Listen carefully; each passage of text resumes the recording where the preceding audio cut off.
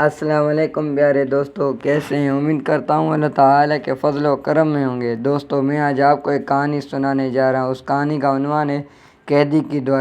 اگر آپ ہمارے چینل پر نیو ہیں تو ہمارے چینل کو سبسکرائب کر دیں تاکہ ہماری ہر آنے والی ویڈیو آپ تک پہنچ سکے۔ بیان کیا جاتا ہے کہ ایک بڑی دوپہر کی بات ہے، جب ہر طرف لوگ اپنے کاموں میں مصروف تھے۔ ایسے میں مکہ کے بازار میں پکار ہوتی ہے، جسے سن کر لوگ کثیر تعداد میں ایک ہی سمت چل پڑتے ہیں۔ سب کو متوجہ کرنے کے لیے ڈھول بجایا جاتا ہے۔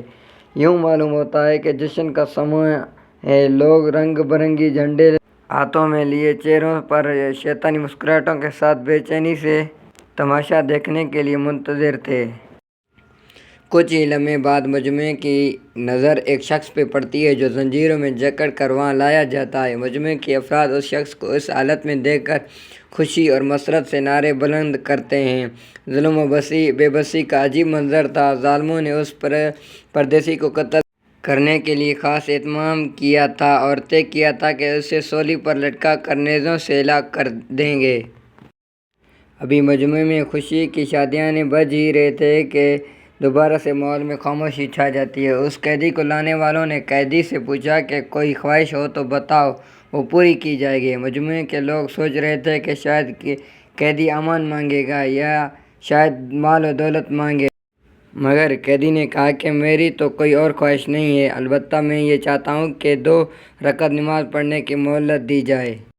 قیدی کو مہلت مل جاتی ہے۔ قیدی وہاں پر کپڑا بچھا کر قبلہ رخ ہو کر خشوع و خضوع کے ساتھ نماز کے لیے کھڑا ہو جاتا ہے اور اپنے رب کے ساتھ رجوع ہو جاتا ہے۔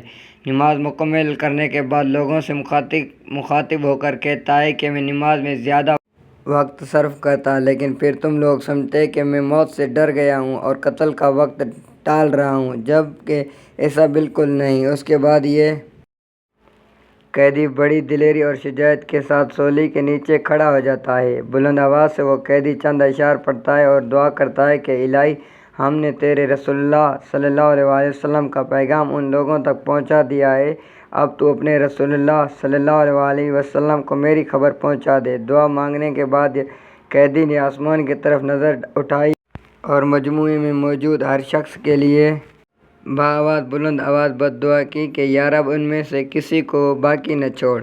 اس کے بعد قیدی نے بندہ گلے میں ڈال دیا اور موقع پر ظالموں نے دوبارہ قیدی کو ایک لالچ دیا کہ کیا تم چاہتے ہو کہ تم اپنی بیوی بچوں کے ساتھ اپنے گھر میں آرام کرو اور محمد صلی اللہ علیہ وسلم کو تمہاری جگہ سولی پر لٹکا دیا جائے؟ توبہ نعوذ باللہ۔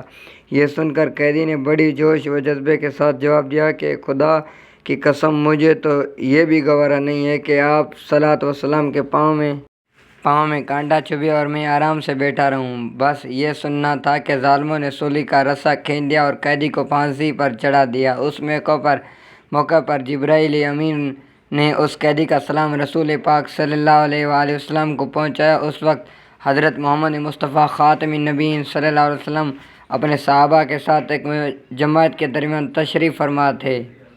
اچانک آپ صلی اللہ علیہ وسلم پر وحی کی کیفیت طاری ہو گئی اور منہ سے بے ساختہ نکلتا ہے، وعلیکم السلام یا حبیب۔ صحابہ کرام حیرت سے آپ صلوات و سلام کی طرف دیکھتے ہیں اور آپ صلوات و سلام نے ان کی حیرت باندھ لی اور مخاطب ہو کر فرمایا کہ حبیب رضی اللہ عنہ کو اللہ تعالیٰ کے دشمنوں نے قتل کر ڈالا ہے۔ یہ جبرائیل امین مجھے اس کا سلام پہنچانے آئے تھے۔ حبیب رضی اللہ عنہ مدینے کے ان خوش نصیبوں میں سے تھے جنہیں ہجرت کی قبل اسلام کی شہادت ملی۔ جنگ بدر کے 313 بہادروں میں آپ کا نام بھی شامل ہے۔ آپ نے اس غزوہ میں مشرکین کے ایک بڑے رئیس حارث بن عامر کو جان نوم حاصل کیا تھا۔ یہی آپ رضی اللہ عنہ کے مسلمان ہونے کے ساتھ ساتھ دوسرا قصور تھا جس پر قریش نے آپ کو دھوکے سے قابو کر کے جس بد کرداری کا مظاہرہ کیا وہ کھلی شیطانیت اور بزدلی تھی۔ ایسا فعل تو عرب کی قومی روایتوں کے بھی خلاف تھا، مگر قریش کے مشرکین جوش انتقام میں بالکل اندھے ہو چکے تھے، اس لیے حضرت حبیب رضی اللہ عنہ کو اس بے دردی سے شہید کیا گیا۔ حضرت حبیب رضی اللہ عنہ کی شہادت کے چند دن بعد حضور اکرم صلی اللہ علیہ وسلم نے چند صحابیوں کو ان کا جسد خاکی مکہ سے لانے کا حکم دیا۔ حضرت زبیر اور حضرت مختار رضی اللہ عنہ نے مکہ پہنچ کر جب آپ رضی اللہ عنہ کا خاکی سولی سے اتارا تو یہ دیکھ کر حیران رہ گئے کہ آپ کا جسم بالکل تازہ ہے، آپ کے زخموں سے ابھی تک خون لپٹ رہا ہے۔ بے شک حضرت خبیب رضی اللہ عنہ ایک جلیل قدر صحابی تھے جو کہ آپ صلی اللہ علیہ وسلم سے بےحد محبت کیا کرتے تھے۔ آپ رضی اللہ عنہ نے غزوہ احد میں بھی بہادری اور استقامت کا مظاہرہ کیا تھا۔ آپ رضی اللہ عنہ وہ صحابی ہیں جن پر رسول اکرم صلی اللہ علیہ وسلم نے بھی سلام بھیجا۔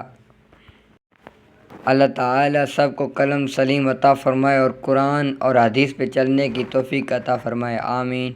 دوستو یہ تھی ہماری آج کی کہانی، انشاءاللہ ملتے ہیں اگلے ویڈیو میں، تب تک مجھے اپنی دعا میں یاد رکھیے گا۔ اللہ حافظ۔